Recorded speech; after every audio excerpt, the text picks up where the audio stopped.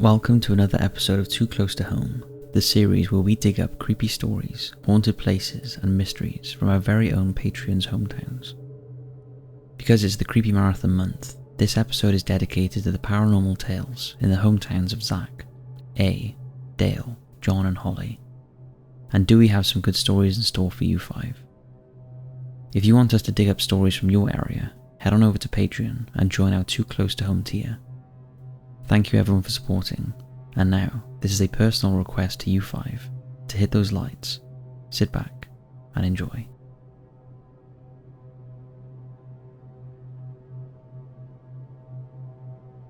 Pittsburgh, Pennsylvania. Pittsburgh is a city in the US state of Pennsylvania. It's known as the City of Bridges, as it has no less than 446 bridges. It's also teeming with paranormal activity, and we were spoiled for choice when researching Zach's hometown.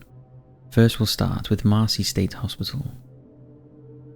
There is always something very eerie about abandoned hospitals, not because of the healing that has happened in them, but more because of the inevitable death.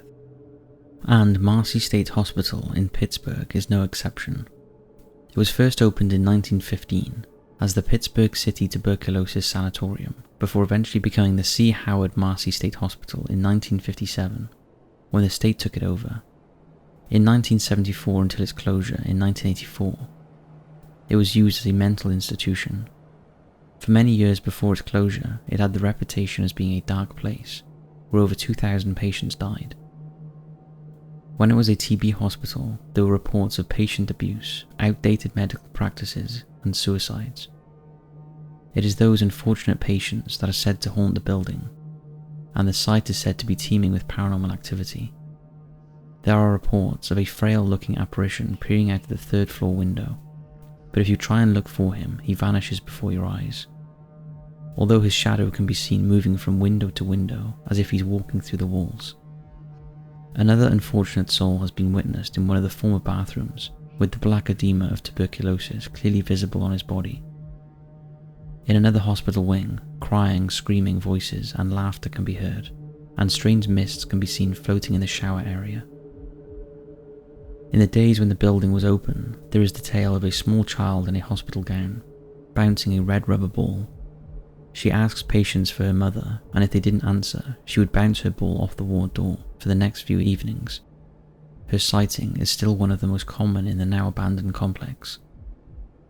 A former lab worker at the hospital tells how at night when he was working in his lab that was located next to the morgue, he could always hear movement and banging coming from the morgue room, even though no staff were in there. Could that have been the souls of the restless dead trying to make their escape? The farmhouse on the grounds was the former home of the hospital's head administrators. The house is now boarded up, but witnesses have seen flashes of light emanating from within, and sightings of a former administrator either standing on the front porch or peering through the now boarded up windows. It is said he killed his family before taking his own life, after they all contracted, at the time, incurable tuberculosis. Next up, we have the Omni William Penn Hotel.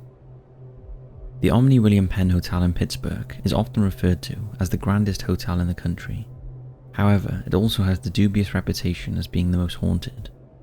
The historic building has 23 floors and nearly 1,600 guest rooms. Much of the finance for the original hotel came from industrialist Henry Clay Frick, but fate played a hand in getting it built. In April 1912, Frick and his wife were due to board the ill-fated Titanic on her maiden voyage, but his wife was feeling under the weather and the couple called off their trip. If they hadn't, it's likely they would now be at the bottom of the ocean, along with the ship, and the hotel may never have been built. Over the years, the hotel has played host to several famous people, including John F. Kennedy and Bob Hope, and it recently underwent a multi-million-dollar overhaul, making it the second largest hotel in the nation. However, despite the luxury guests now find themselves in, the place has been plagued by more than one tragedy that may account for the frequent paranormal activity reported in the building. In March 1922, Michael York, a lingerie salesman, was found dead in his room at the Omni Penn. He had taken his own life. But his death became more mysterious when police recovered telegrams from his hotel room that betrayed a series of bad whiskey deals that led to York's life being threatened. Police questioned York's taxicab driver, who claimed that York had been out late at a party the evening of his death and had shown him a handgun. He told the driver that he planned to use it on himself unless he heard news that night that would dramatically change his circumstances. It was later discovered on the night of his death, a woman had tried to contact him with the information that would have allayed his fears and likely saved his life. According to the hotel operator, her call was connected to York's room only minutes after he shot himself. So it seems York killed himself needlessly and has haunted the hotel ever since. There have been frequent reports of strange sightings, sounds and smells coming from the uppermost floors of the hotel. However, York is not the only ghost at the hotel. It is said to house dozens of others, most of them residing on the 22nd and 23rd floors, which are currently out of bounds for guests. Years ago, the 2 floors were converted and are now used for storage, but there are still reports of strange sounds, cold spots, and a general creepy feeling on these 2 floors. In July 1976, tragedy struck again at the hotel when an argument broke out between 2 employees, resulting in Nelson Cooper shooting and killing his lifelong friend, Samuel Bankhead. The 2 were dishwashers at the hotel's banquet hall. Since the altercation, guests started reporting the sound of 2 drunken though friendly men chatting idly in the hallways outside of their hotel rooms. It's believed they are the 2 men meeting up again in the spirit world. A female guest reported an incident while staying at the hotel, where she had a vision of an elderly couple entering her room carrying luggage. The old lady dropped her luggage when she realised the guest was in her bed, and yelled that the bed was hers because she was murdered there. Now that sounds like a pretty creepy experience. We'd love to know if you've ever stayed at the hotel, Zach, and have any creepy stories to tell.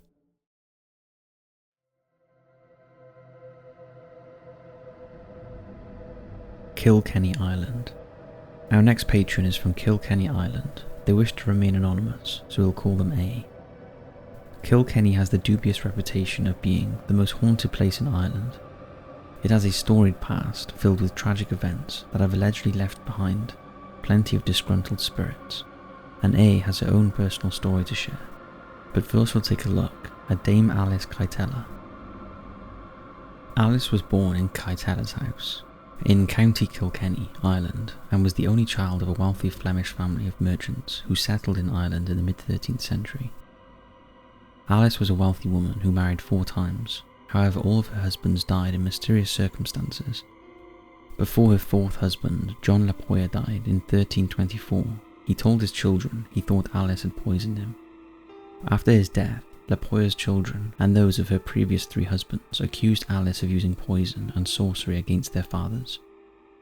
Alice was later accused of committing heresy, sacrificing to demons, communicating with demons, magically excommunicating, and usurping the church, making love and hate potions to corrupt Christians, murdering her past husbands, and engaging in a sexual affair with a demon. Attempts were made to have Alice and her favourite son William Outlaw arrested, but her money offered her powerful friends, and a delay in proceedings allowed Alice to escape prosecution. After some months of stalemate, one of Alice's female servants was tortured and confessed to witchcraft. Her confession detailed her involvement, along with Alice's, in 6 out of 7 of the crimes she was accused of, although it would seem her testimony was likely forced and unreliable. The servant told how on one occasion Alice offered 3 cockerels to a demon. She had drained out the birds' blood, cut them in pieces and mixed their intestines with spiders, black worms and herbs. She then boiled the mixture in a pot with the brains and clothes of a boy who had died without baptism, and with the head of a criminal who had been decapitated. The servant also claimed she acted as the medium between Alice and the demon she called Robert.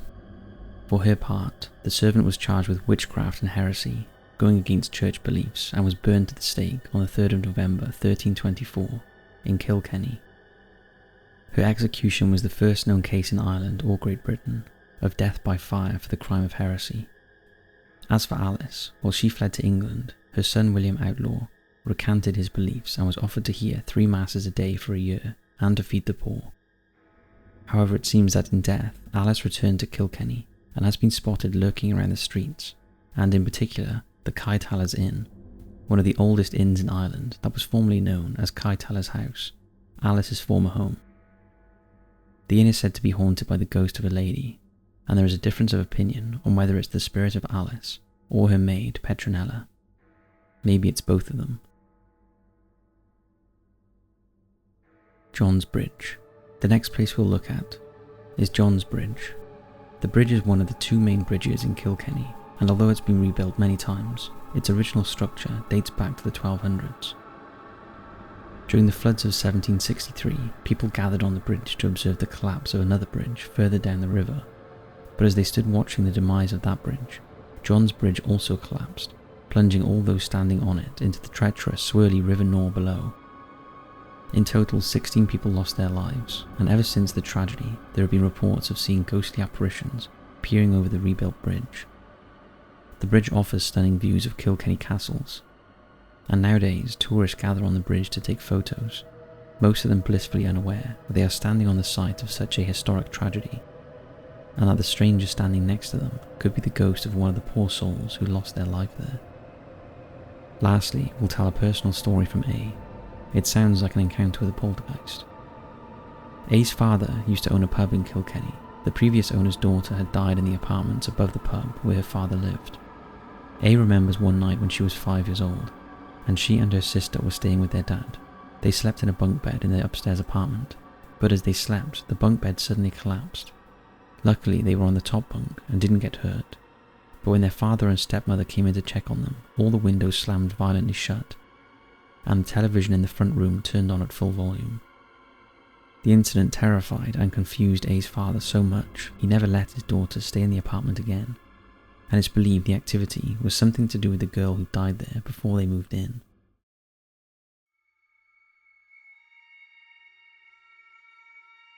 Newcastle upon Tyne. Newcastle upon Tyne in north of England dates back almost 2,000 years and was once controlled by the Romans. Due to its prime location to the River Tyne, the town played a major role in the Industrial Revolution and was granted city status in 1882. Today the city is a major retail, commercial and cultural centre and happens to be the home of our patron Dale. Viewdale will start by taking a look at Castle Keep. Newcastle Castle is a medieval fortification built on the site of the original fortress that gave the city of Newcastle its name. The most prominent remaining structures on the site are the Castle Keep and the Black Gate. During the 16th and 18th century, the keep was used as a prison until the structure fell into disrepair. However, in the early 19th century, it was restored and the surrounding area was altered to make way for the arrival of the railway system. Over the years, there have been numerous ghostly stories about Castle Keep, from the sounds of ghostly footsteps on narrow corridors to unexplained mists that several visitors have captured on their cameras. Visitors have also reported feeling cold spots in the building and being touched by invisible hands. In the Queen's Chamber, monks have been heard chanting, and a lady ghost has been seen many times floating around the area. Visitors have also reported being attacked, scratched and shoved within the walls of Castle Keep. Perhaps the most famous ghost of the keep is the Poppy Girl. Legend has it that she is the spirit of a flower girl who was sent to prison because she owed money. While she was there, she was attacked and beaten to death by the male prisoners. Her apparition is often seen on the stairs of the keep, and it's said that when she is nearby, a whiff of flowers is present in the air. The most convincing photograph of an apparition taken at the castle was back in 2006, when a member of the North East Paranormal Group captured an image during a charity investigation at Newcastle Keep. What do you make of that? Next up we have the Town Moor. Newcastle's Town Moor is best known for the Hoppings, Europe's largest travelling funfair that comes to the town every June. However, what is far less known about the 150-acre area is that it was once the site of Newcastle's gallows. Hundreds of people were hanged there in front of a baying crowd, including 16 people executed for witchcraft. It is said that the amount of sometimes innocent victims who lost their lives at the site is responsible for the paranormal activity that is present. People have witnessed dark shadows moving swiftly across the moor, as well as the sound of blood-curdling screams. One poor woman who was violently dragged to the scaffold at Town Moor was Margaret Brown, who protested her innocence until the end. It was 1650, and Margaret had just been declared guilty in the most notorious witch trials held in the northeast. Margaret was found guilty after a witch pricker had been sent to Newcastle Town Hall, where all the people in the city suspected of witchcraft were being held. The witch pricker's job was to jab those suspected with a pin, If they didn't bleed, they were guilty and would be hanged. It was believed that witches had a devil's mark on their body, which would not bleed when pierced. Apart from being ridiculous, the test was also suspect, as the witch pricker was being paid for every witch he found, so he certainly wouldn't have tried that hard to draw blood. Margaret, along with 13 other innocent people, were hanged in the front of a cheering crowd. None of them confessed to anything and pleaded their innocence. Margaret hoped that God would redeem her in death, and it seems he did, because as the support was removed and Margaret hanged, her blood gushed over the baying crowd, proving her innocence.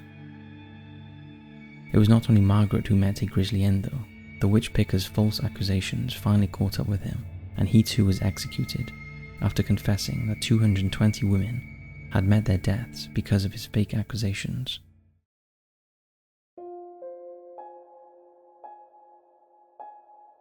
Stockton, California.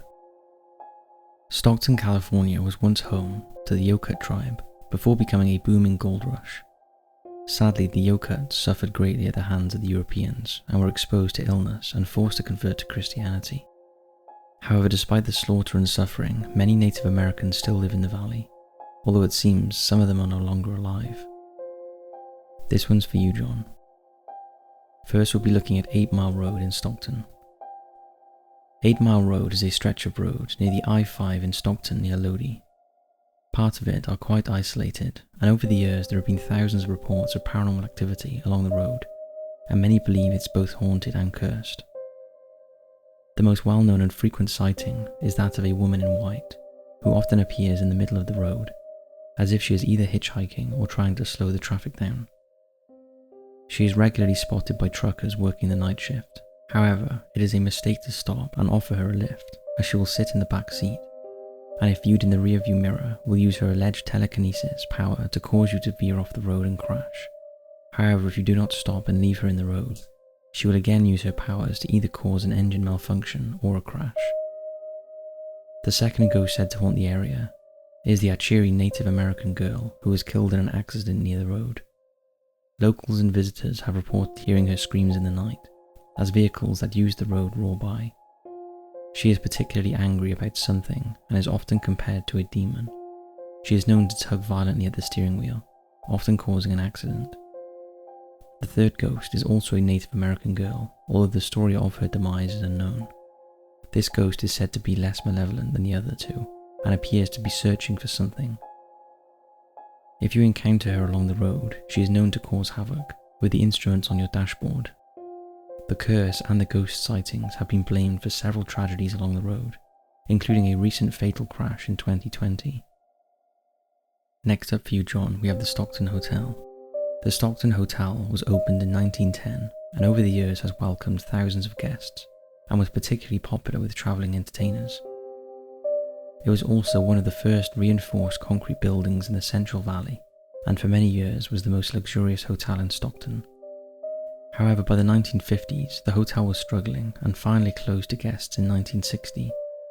The same year, the country courthouse relocated to the building while a new courthouse was built, and in 1976, San Joaquin County purchased the building as office space for its public administration department. But when they moved out in 1981, for a time the building was left mostly abandoned. However, in the early 2000s, finance was secured to redevelop the building as a mixed-use development, incorporating apartments, restaurants, offices and shops, and today the building stands as a grand reminder of its opulent past. But the building is rumoured to be haunted by several ghosts from its past, and there have been hundreds of reports of paranormal activity. Here we look at 3 of the most frequented ghostly visitors. First, there is the man in the white suit, who allegedly haunts the back area of the building and is usually seen sitting on a small wooden stool smoking a cigarette. However, if he is approached, he quickly disappears, taking his stool with him, leaving behind just an icy breeze. Next is the ghostly pianist. He is said to haunt the former ballroom, and the sound of piano music has been clearly heard throughout the building, despite there being no piano in the building anymore. The reports of the music got so bad that a medium was called in, and she claims to have made contact with the spirit on the stairs that lead to the former ballroom. According to her, the ghost is that of a young pianist who fell in love with one of the hotel guests. The two became lovers before she revealed to him she was married. When her husband found out, he stabbed the pianist to death, and ever since he has lingered in the building playing his piano in the hope of being reunited with his forbidden love. Lastly, on the 4th floor, the apparition of a man has been spotted. He is said to be the spirit of a man who was killed in one of the hotel rooms in the 1950s after he swindled money from the hotel owners. He is thought to be a particularly angry spirit who is bitter about his untimely death and is known to lash out at those who encounter him. When a local physic tried to contact him, she ended up badly scratched across her face by an unseen force. Love to know if you've ever been here, John, and if so, have you experienced anything strange?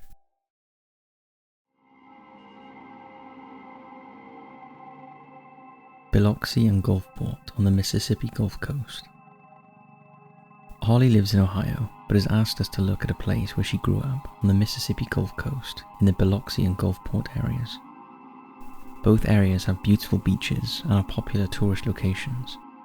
First, we'll start with Deer Island. Deer Island is the closest island to the Mississippi coast and is easily visible from historic Biloxi. It is home to a variety of rare and endangered species, and for that reason is looked after by the Mississippi Coastal Preserve. Humans had previously lived on the island for thousands of years, but when Hurricane Camilla struck in 1969, everything was destroyed, and the last inhabitants relocated to the mainland and never returned. However, despite the island now being left to nature, there are 2 lingering ghost stories about the island that still resonate with locals to this day. The first was told many years ago by Captain Eugene Tiblius Sr., who had resided in Biloxi for all of his 78 years. He said that 2 fishermen were spending the night on Deer Island when they suddenly heard a great shaking and rattling in the bushes.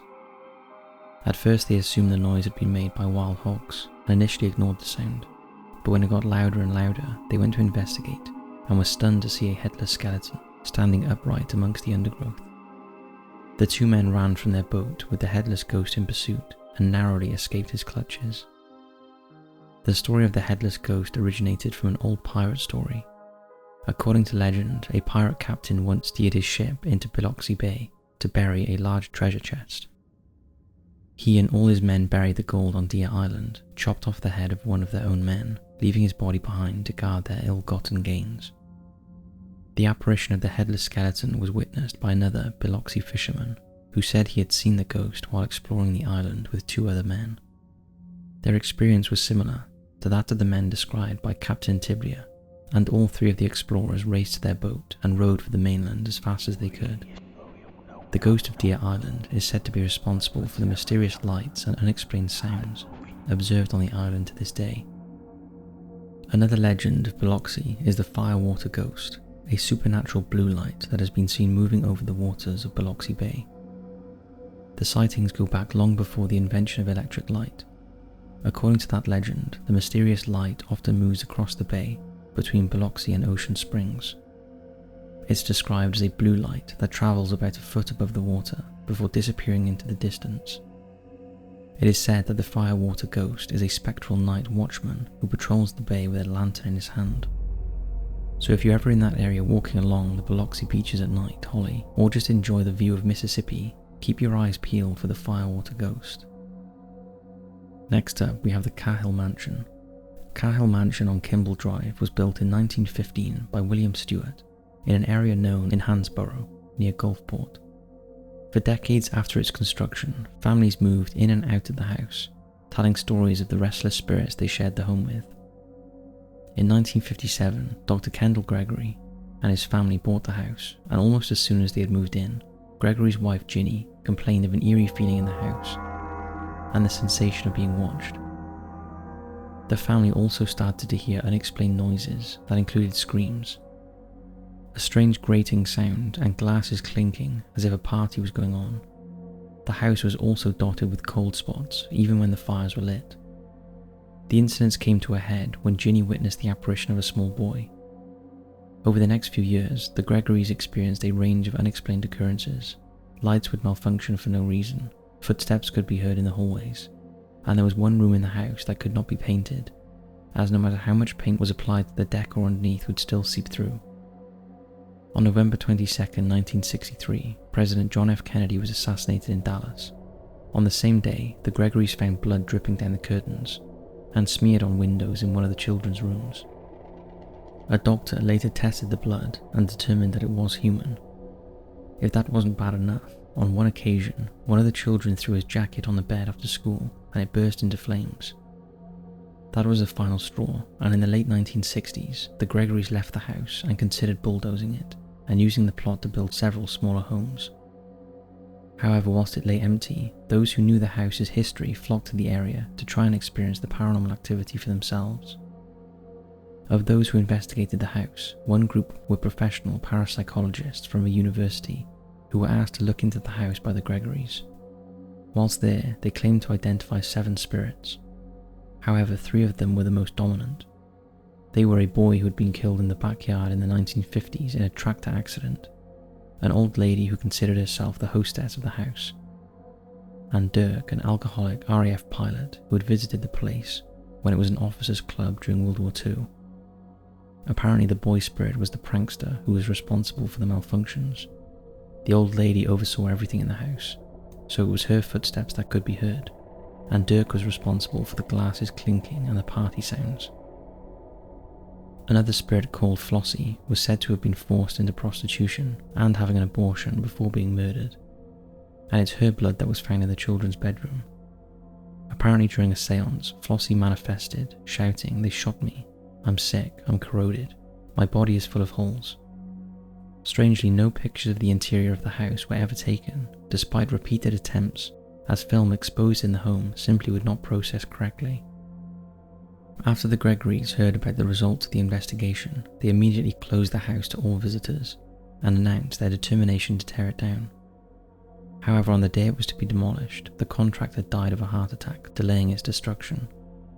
Then, in the early afternoon of July 18, 1970, firefighters raced to 10 Kimball Drive, where they found the Cahill mansion engulfed in flames.